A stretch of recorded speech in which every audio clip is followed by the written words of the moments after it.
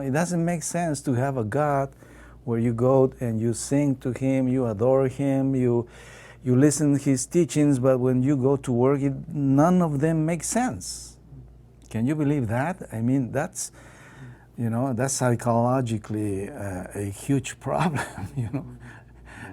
So little by little, you can find that this dualism can create very difficult problems. Another one is, and I'm not going to talk much more about this, but it puts science against faith. And probably you have heard a lot about that kind of discussions, but putting science against faith can create many more problems. For instance, in my case, because of dualism, I was so interested in spiritual things that I was not capable to see God's glory in nature.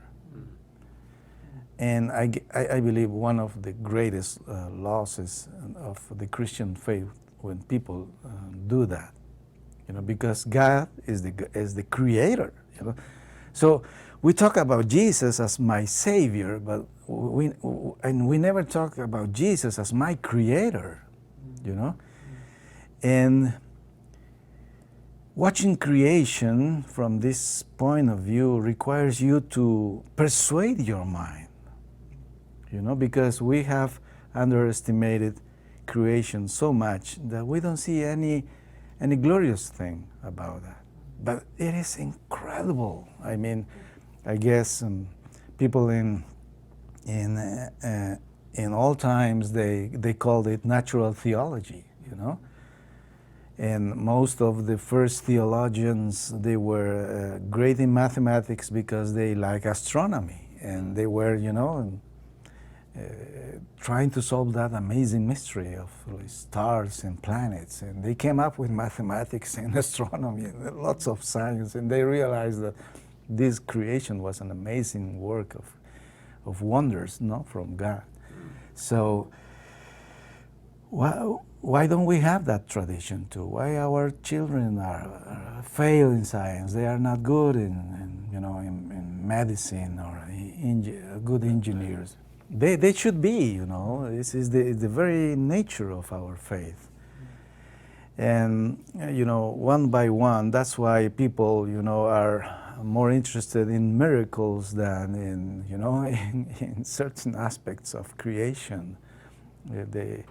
We study more New Testament, but we don't study or pay much attention to Genesis, for instance.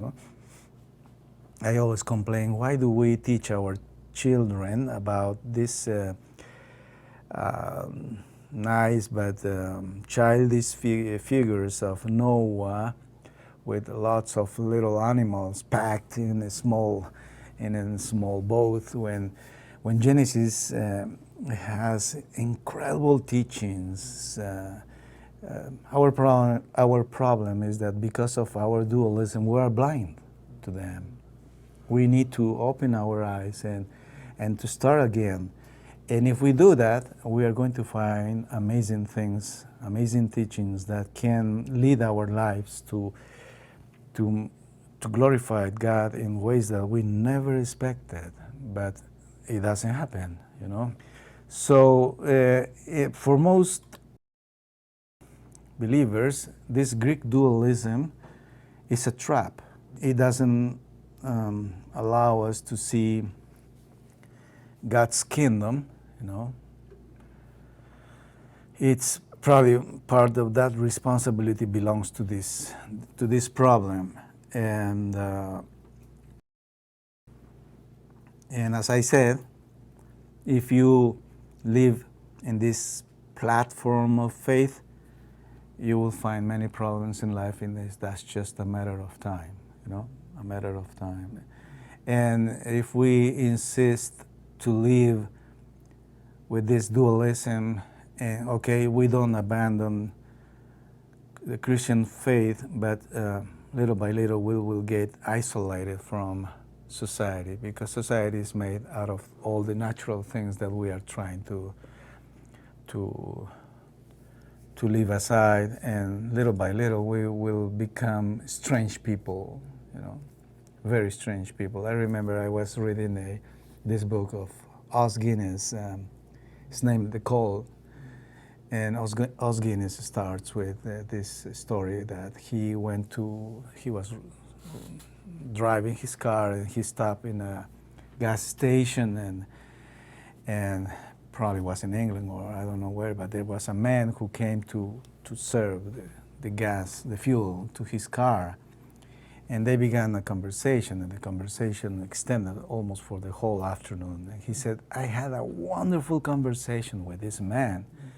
And he said, and at the end of the conversation, a interesting idea assaulted me, that I had never talked to any normal person during the whole week.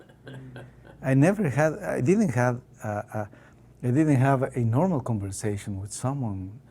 And he said, I was about to become part of the furniture of the church. And that's true. Some people are just like that, you know.